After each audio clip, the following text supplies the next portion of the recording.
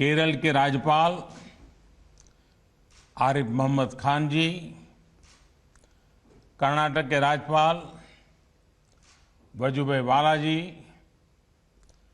केरला के मुख्यमंत्री श्री पिनाराई विजयन जी, कर्नाटका के मुख्यमंत्री श्री वीएस येदियुरप्पा जी, केंद्रीय मंत्रिमंडल में मेरे सहयोगी श्री धर्मेंद्र प्रधान जी, प्रहलाद जोशी जी, वी मुरलीधरन जी, सांसदगण, विधायकगण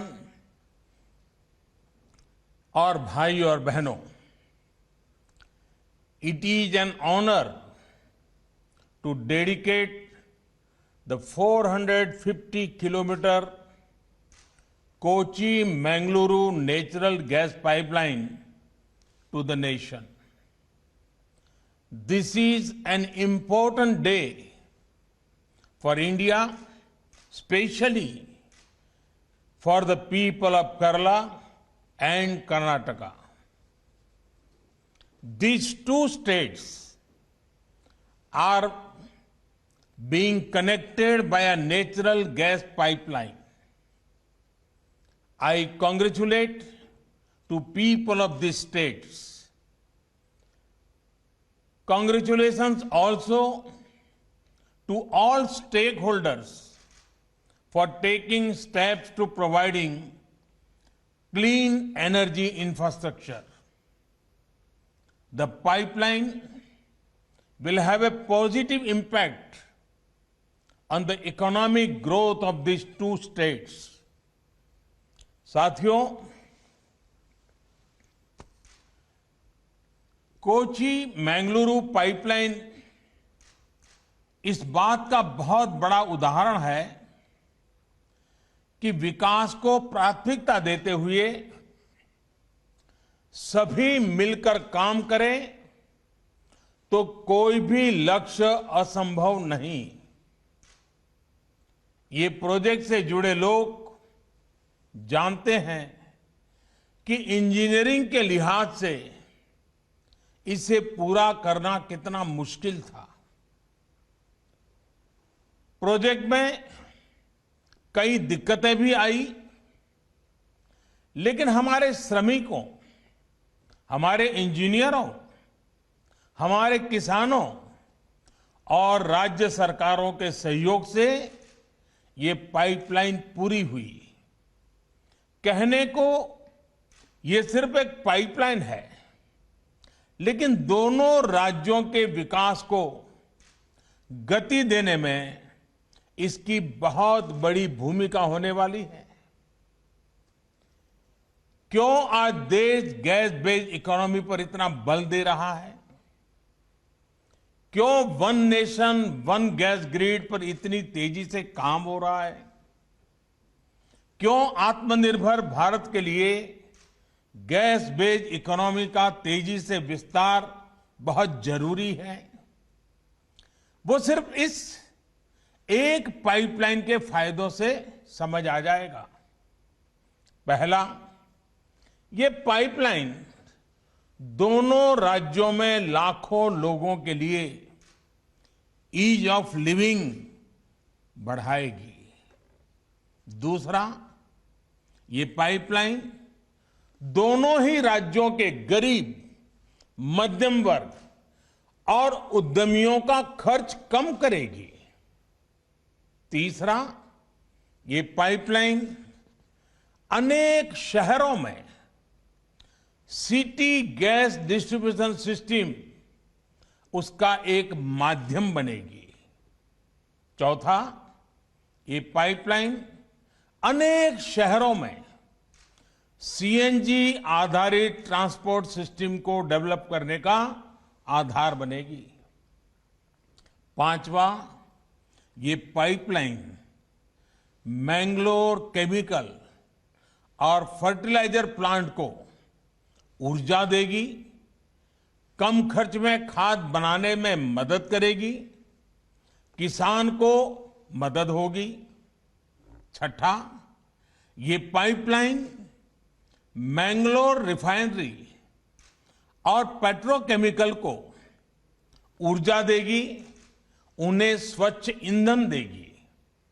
सातवां, ये पाइपलाइन दोनों ही राज्यों में प्रदूषण कम करने में बड़ी भूमिका निभाएगी। आठवां, प्रदूषण कम होने का सीधा असर होगा पर्यावरण पर। जितनी कार्बन डाइऑक्साइड का एमिशन इससे कम होगा, वो लाखों पेड़ लगाने के बाद ही हासिल हो सकता है। साथियों, नवा लाभ ये कि पर्यावरण बेहतर होने से लोगों की सेहत भी अच्छी रहेगी, बीमारी पर होने वाला उनका खर्च भी कम होगा। 10वां, जब प्रदूषण कम होगा, हवा साफ सुथरी होगी, शहर में गैस आधारित व्यवस्थाएं होगी, तो और ज्यादा टूरिस्ट आएंगे। टूरिज्म सेक्टर को भी इसका लाभ होगा। और साथियों, इस पाइपलाइन के दो और लाभ हैं जिनकी चर्चा बहुत जरूरी है। इस पाइपलाइन के निर्माण के दौरान 12 लाख मैन डेज का रोजगार जनरेट हुआ है। पाइपलाइन के शुरू होने के बाद भी रोजगार और स्वरोजगार का एक नया इकोसिस्टम केरला और कर्नाटका में बहुत तेजी से विकसित होगा। फर्टिलाइजर उद्योग हो, पेट्रोकेमिकल उद्योग हो, बिजली उद्योग हो, हर उद्योग इससे लाभ लेगा और रोजगार के अवसर बनेंगे। साथियों, इस पाइपलाइन का एक और बड़ा लाभ पूरे देश को होगा। जब ये पाइपलाइन पूरी क्षमता से काम करना शुरू कर देगी, तो देश की हजारों करोड़ की विदेशी मुद्रा ये खर्च बच जाएगा। भारत COP21 के लक्ष्यों को लेकर जिस गंभीरता से काम कर रहा है, ये प्रयास हमें उसमें भी मदद करेंगे।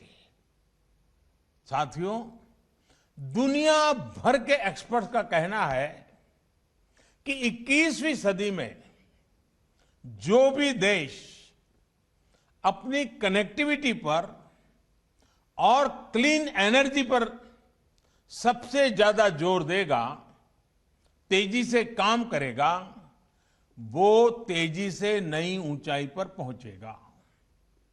आज आप जिस भी फ्रंट पर देखें, highway connectivity, railway connectivity, metro connectivity, air connectivity, water connectivity, digital connectivity या फिर गैस कनेक्टिविटी, भारत में जितना काम अभी हो रहा है, एक साथ इतने सभी क्षेत्रों में उतना पहले कभी नहीं हुआ। एक भारतीय के तौर पर यह हम सभी का सौभाग्य है कि हम ये होते हुए अपनी आंखों से देख रहे हैं। हम सभी विकास के इस नए आंदोलन का हिस्सा है। भाइयों और बहनों, पिछली शताब्दी में भारत जिस भी रफ्तार से चला, उसकी अपनी वजह रही है। मैं उनके विस्तार में नहीं जाना चाहता, लेकिन इतना तय है कि आज का युवा भारत दुनिया पर छा जाने के लिए अधीर भारत अब धीरे नहीं चल सकता। इसलिए ही बीते वर्षों में देश ने स्पीड भी बढ़ाई और स्केल भी बढ़ाया। साथ साथ स्कोप भी बढ़ाया। साथियों, भारत की नई पीढ़ी का एक अच्छा गुण है कि वो तथ्यों के आधार पर चीजों को परखती है और उसकी सफलता विफलता को तुलनात्मक रूप में भी एनालाइज करती है और हर एक बात को तर्क के आधार पर, तथ्य के आधार पर स्वीकार करती है। भारत में गैस बेस्ड इकोनॉमी को लेकर अभी जो काम हो रहा है उसमें भी कई तर्क और तथ्य बहुत ही महत्वपूर्ण है। साथियों, हमारे देश में पहली inter state natural gas pipeline 1987 में कमीशन हुई थी। पहली पाइपलाइन 1987 में कमीशन हुई थी। इसके बाद 2014 तक यानी 27 साल 27 इयर्स में भारत में 15,000 किलोमीटर नेचुरल गैस पाइपलाइन बनी।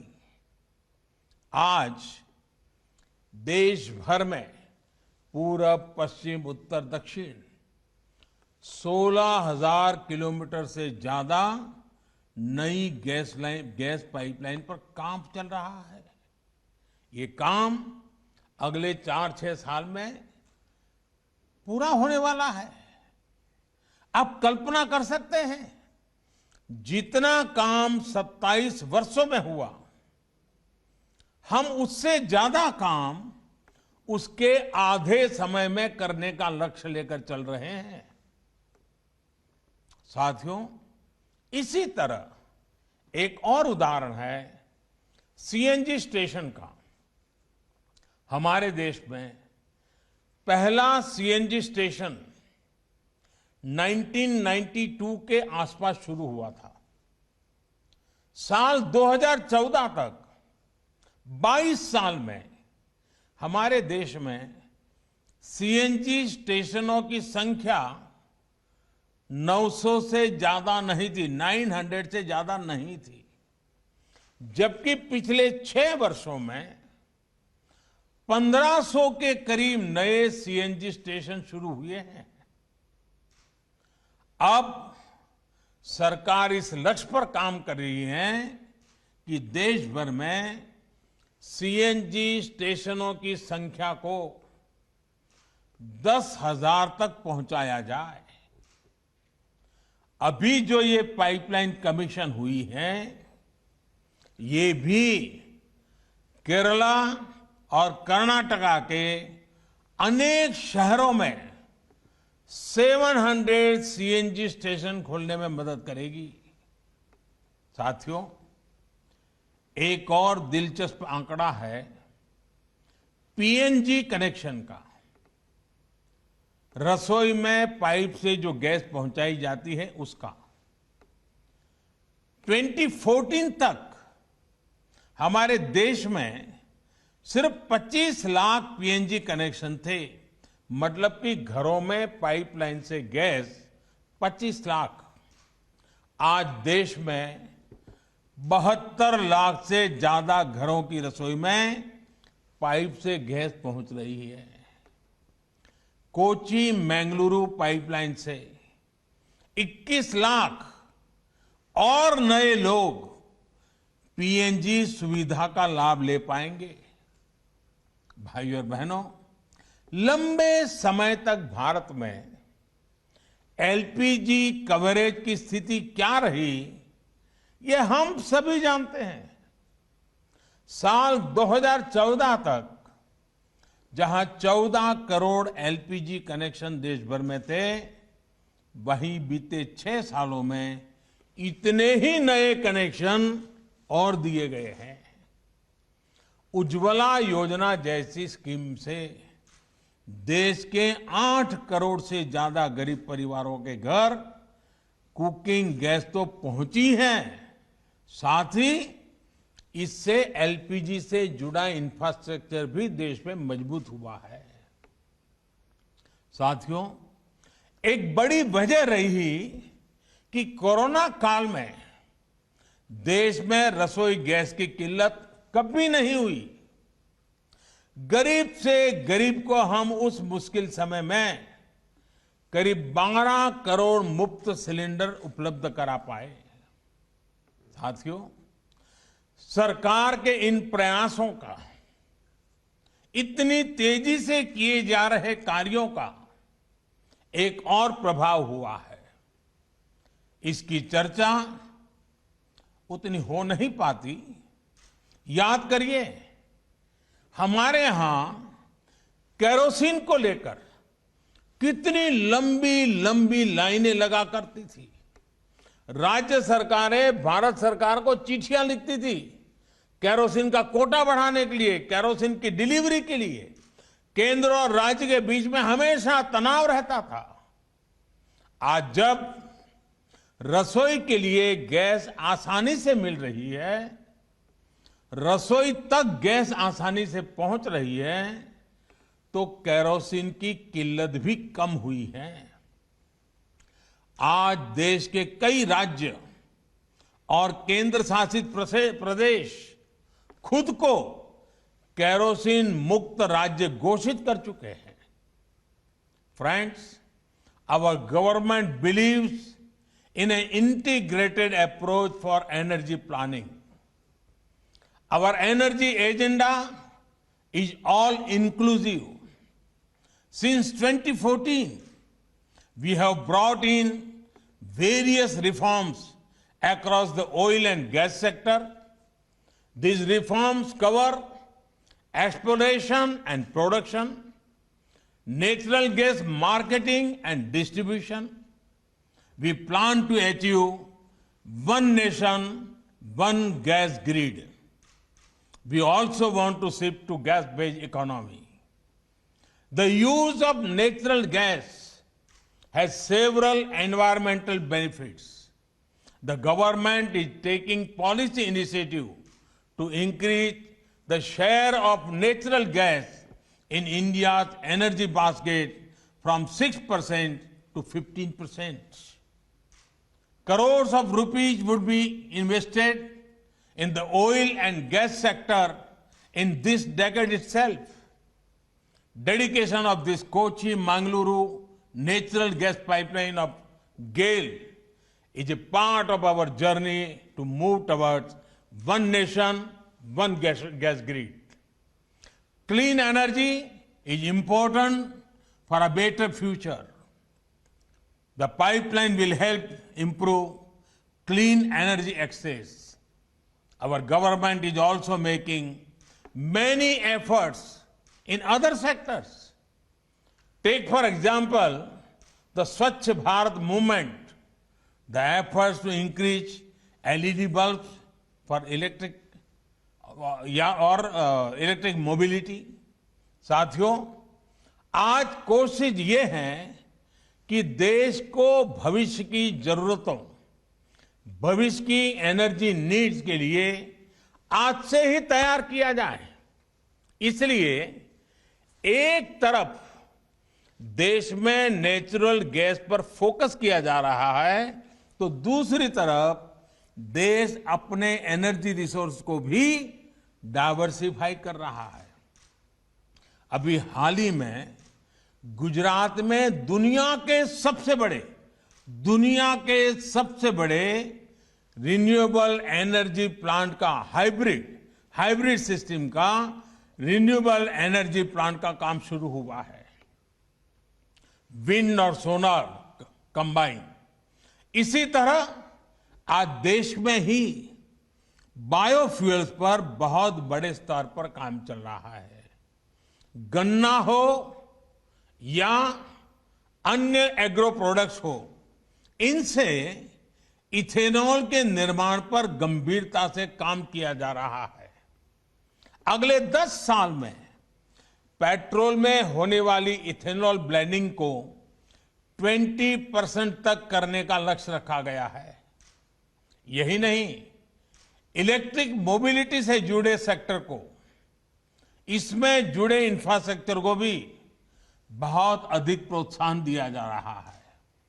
हम देशवासी को पर्याप्त, सस्ता, प्रदूषण रहित ईंधन मिले, बिजली मिले, इसके लिए हमारी सरकार पूरी प्रतिबद्धता से काम कर रही है। भाइयों और बहनों, देश के संतुलित और तेज विकास की सोच हमारे कोस्टल एरिया के डेवलपमेंट को लेकर भी स्पष्ट रूप से दिखती है। केरला हो, कर्नाटका हो, साउथ इंडिया के हर राज्य में जो समंदर से सटे हैं, वहां ब्लू इकोनॉमी के विकास के लिए एक कॉम्प्रिहेंसिव प्लान पर काम हो रहा है। ब्लू इकोनॉमी आत्मनिर्भर भारत का एक बहुत बड़ा स्रोत बनने वाला है। हमारे पोर्ट्स हो, कोस्टल रोड्स हो, इनको दूसरे माध्यमों से कनेक्ट किया जा रहा है। मल्टी मॉडल कनेक्टिविटी पर हमारा विशेष फोकस है। हमारा coastal region ease of living का भी मॉडल हो रहा है। ईज ऑफ डूइंग बिजनेस भी बेहतरीन हो, इसी लक्ष्य के साथ काम किया जा रहा है। भाइयों और बहनों, समुद्री किनारे पर बसी एक बड़ी आबादी हमारे किसानों की है, हमारे मछुआरे साथियों की है। ये सभी साथी समुद्री संपदा पर निर्भर ही नहीं है, बल्कि इसके बहुत बड़े संरक्षक भी हैं। इसलिए पूरे कोस्टल इकोसिस्टम की सुरक्षा और समृद्धि बहुत जरूरी है। बीते सालों में इसके लिए अनेक सार्थक कदम उठाए गए हैं।